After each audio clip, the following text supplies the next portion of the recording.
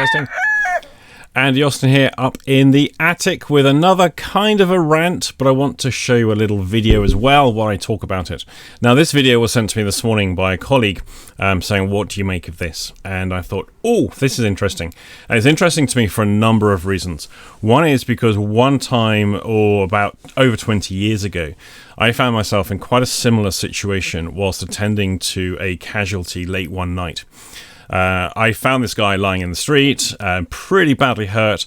I was trying to render first aid to him. A police officer who was much younger than myself at the time, and I was pretty young at the time, also came to assist. And then it all came on top with a raucous crowd, some of whom were getting quite aggressive with the police officer, and we were risking getting kicked repeatedly in the head. We were in the unenviable and awful situation where essentially, in order to save ourselves, we had to leave the said casualty where he was. As the police officer said, he'll have to wait for backup because there was literally nothing we could do. We were so outnumbered by drunken arseholes, effectively, who were more interested in indulging their own base instincts, their own base indulgences, whatever it is after they've had a few beers. That was their primary interest. Respect for their fellow man, assisting their fellow man, respect for any social institution like the police officer. No one would have known what I did for a living at the time. I was obviously out of work. I was heading home from the pub. And it all got very ugly very, very quickly. Now, this clip catches my interest for a number of reasons. One is because it's not entirely dissimilar to what I experienced myself firsthand all those years ago. The difference being here is that everyone is filming it. Now, what is everyone filming it for? Presumably because it's just the thing everyone does these days. I've seen video footage of people at rock concerts and stuff like that where no one's actually watching or listening to what's happening.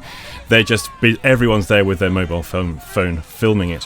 And there is this obsession with everyone pulling out the phones, and we have to look at what this does. What is the impact on a cultural or a culture's mental health? With all the talk that's going on about mental health at the moment, and we're focusing on better provision for the people who are largely casualties of society, casualties of culture, people that are being basically living hurts, and living is too painful, it's too frightening, it's too compromising to somebody's well-being and peace of mind. And rather than try and fix a society or a culture that has clearly and demonstrably got numerous issues that are developing and worsening, there just seems to be this emphasis on give more treatment to more people, which, as I said in a previous video, is to give more drugs in more doses with greater variety to a greater number of people. And that seems to be the thing that will plug the gap. We can continue to degrade culture, continue to degrade society, but as we get more casualties from that degradation, what we can do is give them therapy. Now, the people that I see in this particular video, the people that I experienced firsthand myself all those years ago, I suspect they were never really subjected to discipline. They were probably understood. They had their needs met, their entitlements fulfilled. They probably were given all of their rights and entitlements, but not taught or delivered any of their duties and responsibilities. You see, if everyone has rights, then those rights can only be met by other people providing them with their duties. And it seems to be that we have way too many people across the Western world whose rights are protected and enforced, but it's not balanced with checks and measures in, okay, so these are your rights and entitlements, but these are your civic duties and responsibilities. There's a lot of stuff around people getting offended really quickly because the adequate respect wasn't shown. And largely that's a street level thing, which is essentially, I don't want to be denigrated on the street in front of my peers because then I will be a sucker, then I will be a victim. So therefore I must ensure that people are fearful of me.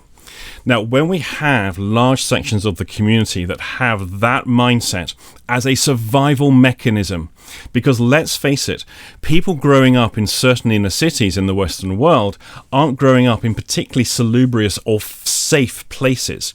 Why do many of those people join gangs? Because they don't have a lot of choices available to them. Why are so many people prostituting themselves and drug dealing? Because again, there's not a great deal of choices available to them. And as more law and order takes place, or law and disorder takes place, and the less law enforcement is delivered, and of course we have the classic thing, which is just like with mental health, just arrest more people and lock more people up for longer. Let's just keep doing that because that will fix the issue. And the systemic issues that are going so wrong aren't being addressed. Now, one of the things I think, I'm fairly convinced it comes back to rudimentary discipline. One of the things we know the research inside out. I mean, anyone who just takes a cursory look, corporal punishment, the administering of violence to children as a way of disciplining them, is wholesale destructive to mental health. We know that. It causes a whole host of problems later in life. An easy demonstrable thing with this is just find that person who says, well, I was beaten as a kid, it never did me any harm, and then look at how they live their lives. I mean, that should tell us quite a lot of information.